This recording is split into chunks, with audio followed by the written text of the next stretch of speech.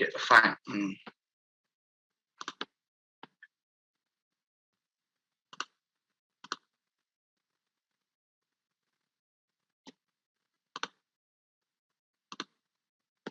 Okay, I'm sharing my screen.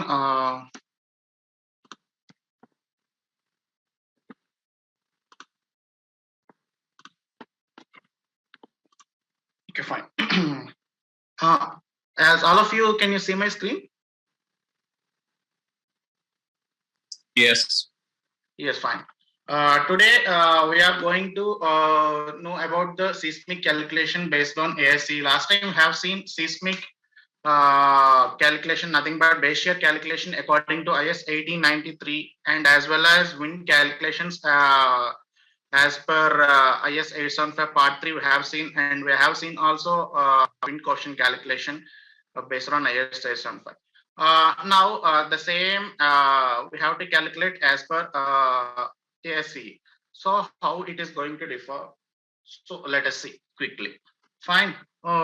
Seismic base shear, that is the main aim in anywhere seismic calculation, right? So from class, so I'm going here to share a PDF file.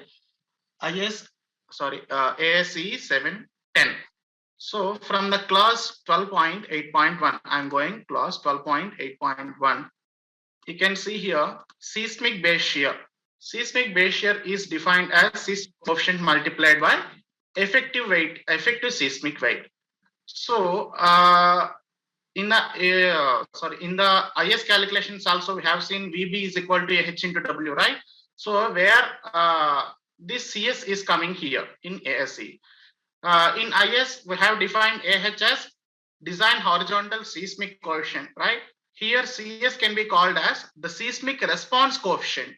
Okay, seismic response coefficient. So V is equal to CS into W as per class 12.8.1. That is I have written here.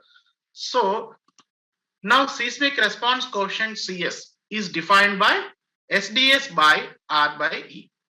What is this SDS? So let us see it later. So R by E, the same thing as we have seen in IS 1893. So what is R?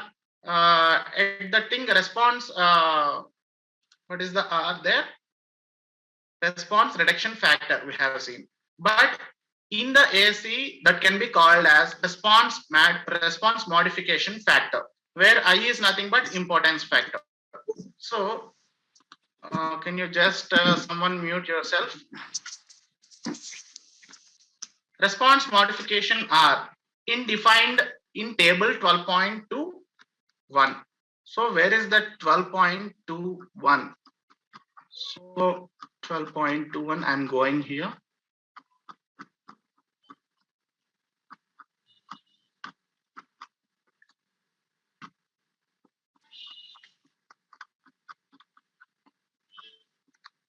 Yeah, this is the table 12.21.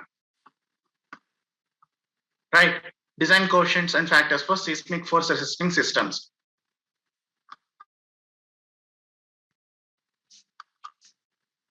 So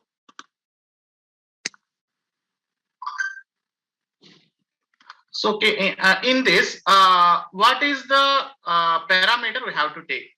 So we have to take response modification coefficient R. So R for we are doing steel moment resistance frames, right? So in that we have to search for moment resisting frame. In that steel ordinary moment resisting frame. So what is the R value here? 3.5, nothing but 3.5. If you see table 12.2.1 section C, in that subsection 4, steel ordinary moment resisting frames, R value is given as 3.5. This is response modification coefficient. So I am taking this as 3.5. So another one, importance factor for seismic. So it is given in table 1.52. So 1.5/2. Where is that table? 1.5. -2 important building. So we have to know what is the risk category. So here he has written in the code risk category from table 1.51. So we have to go for table 1 to know the risk category. So all of you can observe here risk category how they'll be classified. So first and other structures that represent a low risk to human life in the event of failure, nothing but like temporary structures and the structures where there is no human movement and there is no extra or extreme human movement. So for that we have to take risk category 1, and risk category 2 is given as except 1, 3 and 4.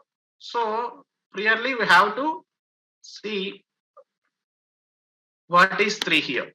So buildings and other structures if failure of which could possess a substantial risk to human life. So you can see here not including in category 4, nothing but without category 4, but not limited to process, handle, manufacture, store, use and dispose of hazardous fuels like this. So basically you can take it as warehouses, like warehouses with chemical substances or toxic gases like that. So all these comes under category 3. So what is about category 4? So these comes under essential facilities like hospitals, fire stations, and also factories with hazardous gases, etc. All these comes under essential facilities. So we are doing in this example, we are doing one example, right? So in this example, it is normal warehouse building I'm taking. So that comes under category 2 because it is not coming under category 1, not coming under category 3, not coming under category 4. So we have to take it as category 2. So for category 2, so we have to take seismic importance factor for category 2, right here. So there are different importance factors given: snow, ice, wind, seismic. So we have to take seismic one. So for category 2, seismic importance factor is IE is equals to 1. IE is equals to 1 here. Fine. So R we have found and IE we have found. So the next thing remain is SDS. So SDS is nothing but design response spectral acceleration parameter.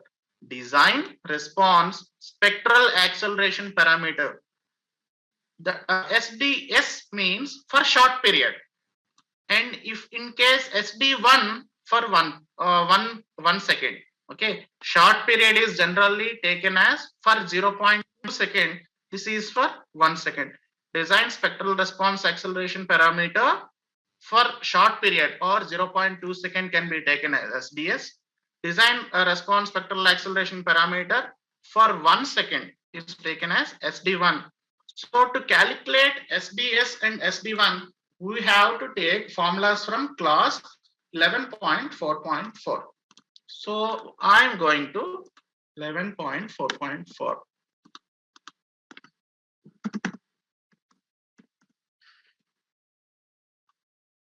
Okay, so 11.4.4 design spectral response acceleration parameters. Here he has given SDS is equals to 2/3 of SMS.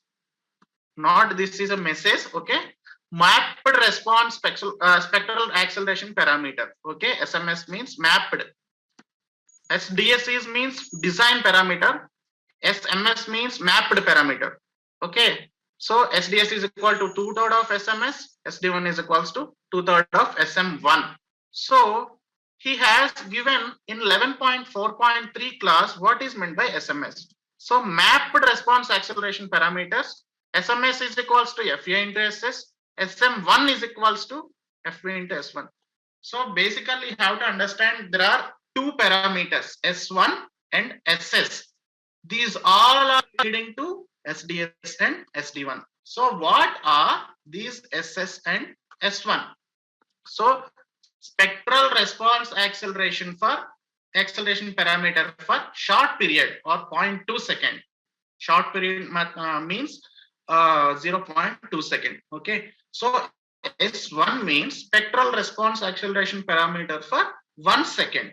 Okay, 0.2 second and 1 second. These two values we have to take and we have to put it in a design parameters. So basically we have to know SS and S1. These are depending upon the soil properties at a particular site. These will vary from area to area.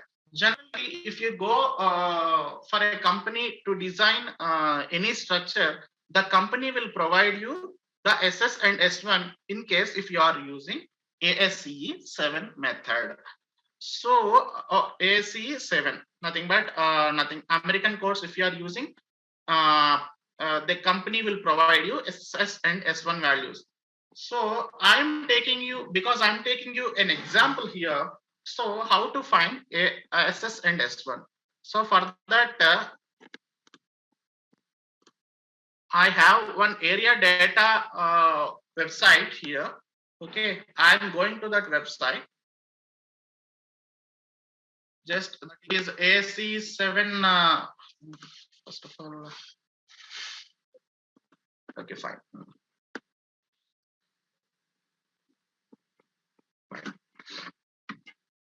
So this is ASCE 7 Hazard tool. Okay, so you have to enter the place where you are going to design the structure. Okay, so where your structure is located, you have to enter the place.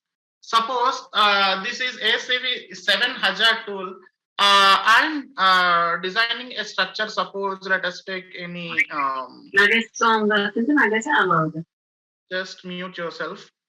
While, because we have some time less here, I'm going with some certain speed. Please mute yourself. Okay, suppose I'm doing a structure in Texas. Okay, which is located in USA. So I'm going to use Texas here.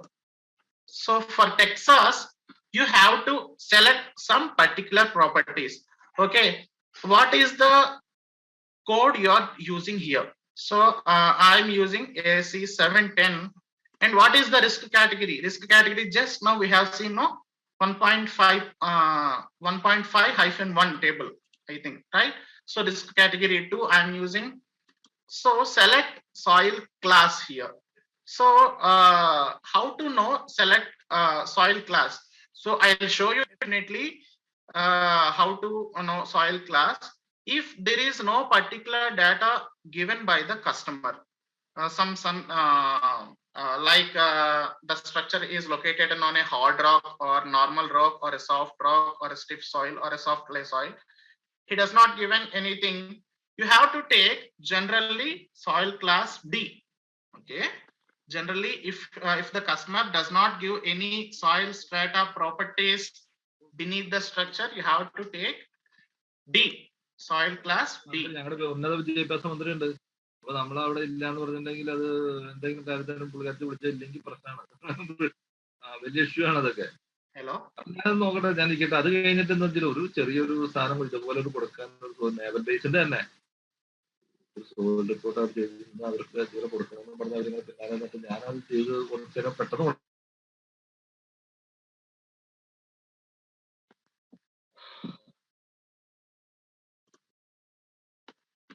okay, so I'm doing here seismic properties.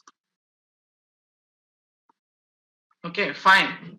So I'm taking the details of a particular site, Texas. Okay, so for that they have given SS as 0.057, S1 as 0.032. Okay, these are the site coefficients for depending upon soil class. Okay, so FA is equal to 1.6, 2.4. How they get these site coefficients, I'll show you. Okay, first of all, I only need SS and S1. Okay, SS as 0.057. SS, where is that SS? Yes, SS as 0.057. I'm writing here. Don't get confused. Okay. So S1 as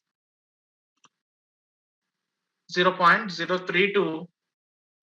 Generally, the company will provide you. Don't bother about all these values. I'm taking just for reference. Wherever you work in a company, the company will provide you SS and S1 values for a particular area which you are designing.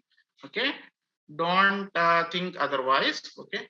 0.032 is for, right? 0.032, no, 0.032 is for S1 value. Okay, so SS and S1 values we have got. So we have to find FA and FV. Generally, he has given in this, but how to see, we have to know. So from table 11.4.1 and 11.4.2. So these are the site coefficient tables he has given FA and for FV. So for this you need soil site class, right? Soil site class. So I have taken just D. Why I have taken D? Okay. If you go to 11.4.2, class 11.4.2, if you observe this class based on the site soil properties, the site shall be classified as A, B, C, D, E, or F in accordance with chapter 20. All these based on soil properties beneath the structure. Okay. So where the soil properties are not known in sufficient detail to determine site class, site D shall be used. Okay. So where there is no particular detail about the soil class, generally we use soil class D. For that, what is the value of our SS? SS is nothing but spectral response acceleration parameter for short period. So what is that value? 0.057. So 0.057 is less than 0.25, no? Less than or equal to 0.25, less than, right? So what is the FA value for SS which is less than 0.25? That is 1.6 here. Clear? 1.6 FA value. So I am taking 1.6. Fine. And the other thing, if you go for site coefficient FV, okay, so you need S1 value. So what is our S1 value? 0.032. 0.032 is nothing but less than 0.1, no? So for class D, what is the FV value? For that case, 2.4, right? So 1.6 and 2.4 FE and FE values respectively we got. So we can find SS value, nothing but mapped response spectral acceleration, that is SMS is equals to FE into SS. So this will be multiplied by this one, FE into SS. You have found from a formula from class 11.4.3. Okay. So 11.4.3 SMS is equals to FE into SS, FE into SS. So I'm getting here FA into SS. Fine. So there you go. You got SMS is equals to 0.0912. Similarly for SM1 there is also formula FV into S1. So FV into S1, right? I have mentioned here. Okay. So SMS is equals to FV into S1. Okay, so I have got SMS and SM1 values, nothing but mapped response acceleration parameters.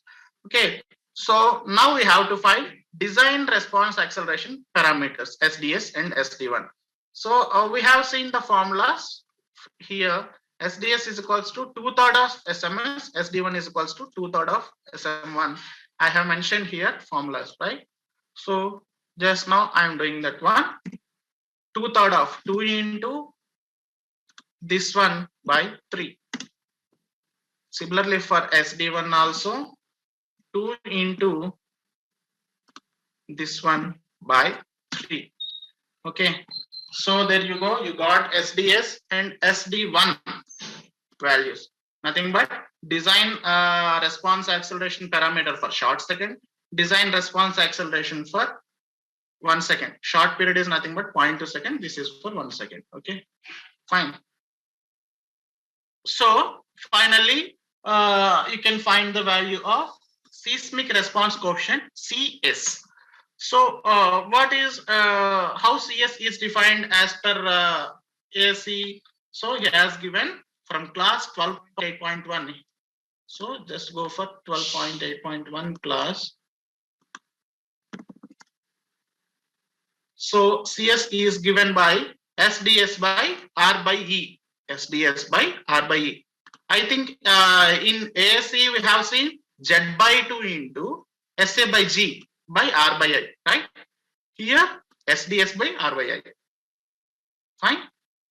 We have seen in IS 1893 Z by 2, nothing but zone factor we have used there. Okay, Z by 2 into SA by G by R by I.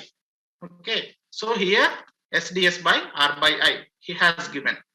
Okay, now we have SDS, we have R value, and we have I value. So I can find CS, that is equals to SDS. What is the SDS value here? 0.0608 divided by R by I. R value 3.5 divided by 1. Fine. So how you got there? You got CS value, nothing but seismic response coefficient value as 0.017. Okay, make it for just 2 decimals. Okay, so nothing but 1.7%. Okay, this is you can terminate percentage also. Okay, so 0.017 CS value. So if you go to the same class, the value of CS computed in above equation, it need not exceed the following.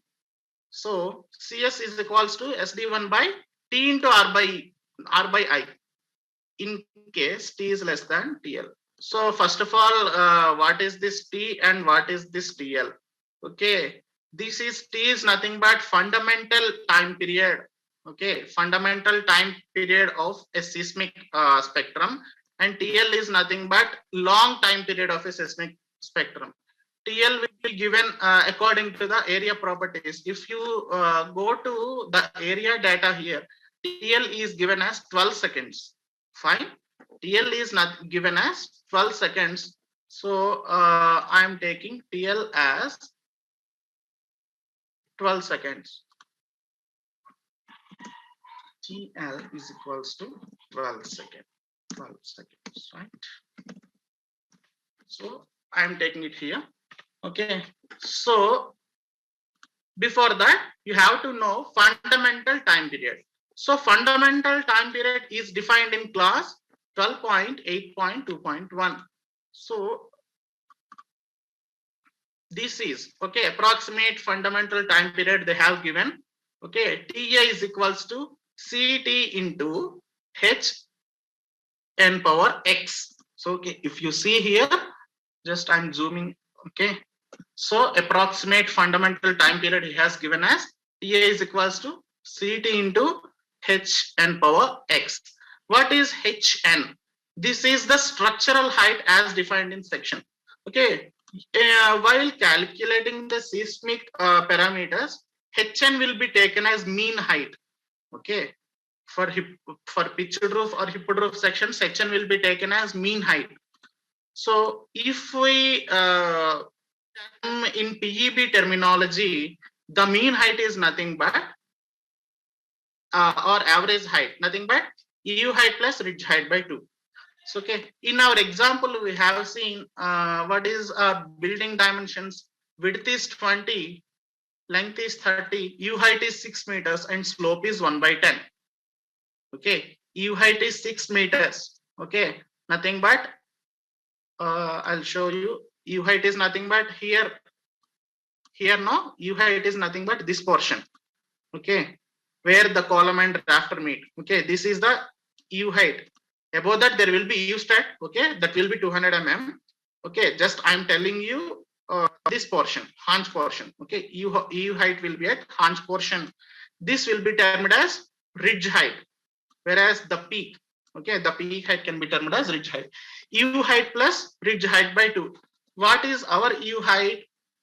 In our example, 6 meters, right? Is 6 meters. So ridge height can be calculated by slope. So the width is 20. So okay, the out to out of the steel will be 20. Okay, so half width will be 10, right? Okay, the slope is 1 in 10, right? So slope is 1 in 10, half width is 10. Okay, so what will be the ridge height here? Rise is nothing but U to ridge. 1 meter, 10 into 1 by 10, no? So 10 into 1 by 10, that will give you rise. Okay, if you're confused, I'll mention here. Rise is equals to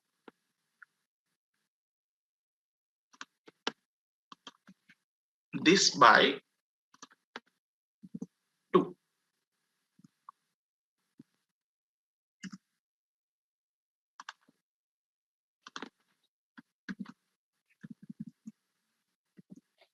Into slope, how much is the slope? 1 by 10. So what you got?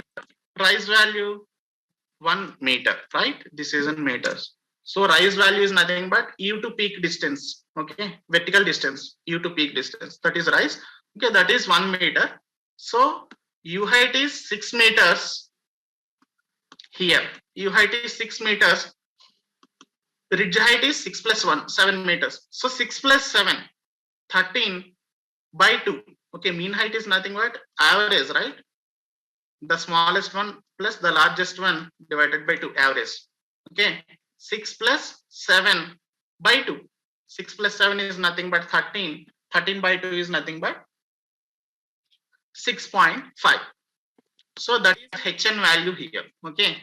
So whereas CT and X values can be found in this table. Okay.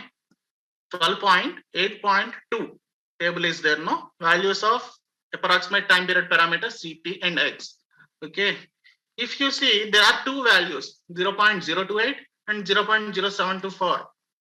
So he has given a particular terminology here. Metric equivalents are shown in parentheses. So generally, they calculate the value lbs and feet. So because we are doing in SI units, metric units, no? So metric units, we have to use this value only. These are for lb and feet parameters. These are for metric parameters. Okay. So I'm going to take CT value as 0.02. Okay. Before that, we are going to design steel moment resisting frame, no? So that is how we are going to take CT value as 0.0724. CT value 0.0724, right? So what is the X value for that case? 0.8, right? 0.8. So T, now calculate, we have to calculate T. So how we calculate T? T is given as CT into Hn power X. Okay, T is equals to CT into Hn power X. That is, I'm calculating here CT value 0.0724. Okay, this one into Hn. Hn is nothing but our mean height is 6.5 power X. Fine, clear? So this is the approximate fundamental time period. So what is the value of approximate fundamental time period? We have got 0.33 seconds approximately, right? 0.33 seconds. What is our TL value based on area data? TL is 12. So obviously T is less than TL, right? So T is less than TL. So in case T less than TL, CS value need not exceed this one. Okay. So I'm here CS value Here he has written SD1 by T into R by IE. Okay. Sorry, don't feel anything because we have time limited here. Just I have 45 minutes. Okay, I have started meeting at 7 o'clock. We have to complete this session by just 5 minutes from now. Okay, that's why I'm going hurry. Don't feel anything. Okay, if you have any doubts, I'll explain if there is time here. Okay, otherwise I'll explain the next section. Okay, feel free to ask me any doubts regarding this one. Okay, just CS value I'm doing as per this one. Okay, where CS is equals to SD1 by T into R by IE, that is 12811 clause itself. Okay, we have to calculate this one, but need not exceed this one. Okay, need not exceed this one. So what is the SD1 value we have got here, right? Divided by what is the T value? T value we got, right? This one, right? Approximate fundamental time period. T is nothing but, okay, 0.33 into R by IE, nothing but, what is R by IE? R by IE. Okay, R is 3.5 here, by IE is 1 here. Fine. Okay, just I'm calculating. Finally, you have got CS is equals to 0.0452. So actual value you have got CS is 0.017. This is the maximum case. You need not to exceed this value. Okay, you need not exceed this value. So whichever minimum you can take in these both. Okay, whichever minimum you can take in these both values. So I am using minimum value in these both values. Fine. Okay, so actual value is this one, but maximum limit is this one. So no need to take maximum value because he has mentioned clearly here, need not exceed. Okay, so don't need to take maximum value in every case. If the value of actual one is higher, you have to take this one. So simply you have to take minimum of these two values. That's why I have taken 0.017. So effective seismic weight is defined in class 12.7.2. 12.7.2 I'm going here. The effective seismic weight of a structure shall include dead load. Dead load we all know. Okay. He does not mention anything about roof live load. He has mentioned about floor live load. Some exceptions also there. We'll see. Okay. Generally, he has mentioned about floor live load. There is difference between roof and floor live load. Okay. If there is mezzanine, floor live load will come. We don't have in our example floor live load. So there is no concept about roof live load. So that's why dead load plus 0 into tributary area. Tributary area is nothing but if we go to a particular frame, the width is 20 meters. Okay, suppose if I'm going to design this frame, okay, the width of this frame is 20 meters and tributary is nothing but half of this one plus half of this one. 5 plus 5, 10 by 2, that is going to 5. So dead load is nothing but we have got something 0.2, no? What is the dead load we have taken? 0.3. Okay, fine. So is equals to 0.3 plus there is no concept of live load. Okay, there is no concept of live load. That's why I'm taking into 0. Tributary area is 20 width. Tributary of the frame is fine. That is you got 30 kilonewtons. Okay, fine. Okay, therefore V can be calculated as CS into W. CS what we got? 0.017 is equals to this one into this one. There you go. 0.5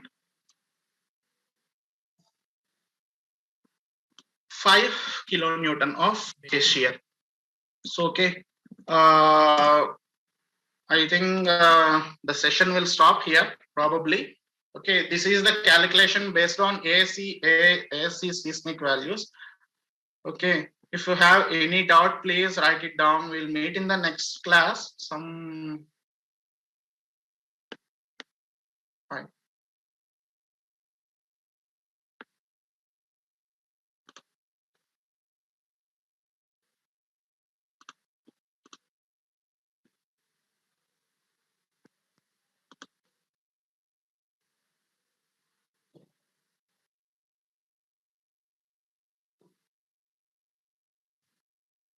Fine. Can anyone hear me?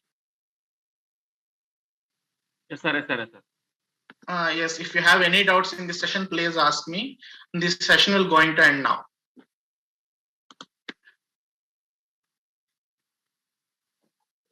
Hello, sir. Yeah. Tell me. Sir,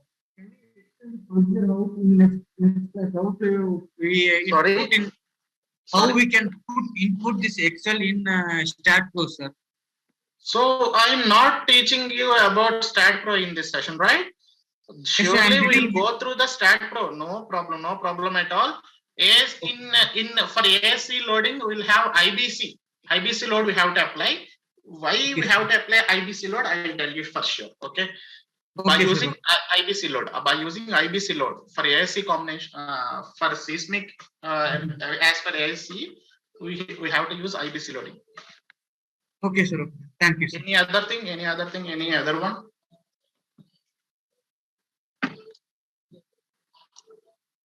So there is no doubt from anyone,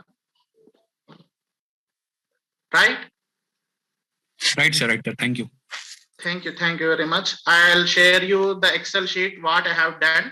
This just be used for your own purpose only. Okay, own purpose only. Don't use it for any commercial purpose. I'm giving you just for your reference. Okay, please make sure that you have to use it for personal purpose only. Don't use it for commercial purpose. Yes, seismic force normally followed as UBC 97. Exactly. Generally, we follow IBC 2003. Okay, if the customer asks, then we have to go for UBC 97. Okay, UBC is nothing but Universal Building Code 97. Zone class parameters, something extra there will be there. I'll show you one Excel sheet how to calculate UBC 97 seismic, and we can directly apply this SSS1 parameters by using IBC load. Okay, fine. Sure, clear, all of you. Someone, Regan. Okay, fine. Are you clear, Regan? You can type in the chat box. Yeah, it's clear. Yes, fine. Okay. For all your patience in this quick section. Okay. I'm going to share you the recording and this Excel sheet. Once after these wind calculations and wind coefficient calculations completed, I'll share the Excel sheet. Please use it for personal purpose only, for your reference only. Fine. Okay. Thank you. All the best. All. Thank you. Thank you very much. Thank you. Recording stopped.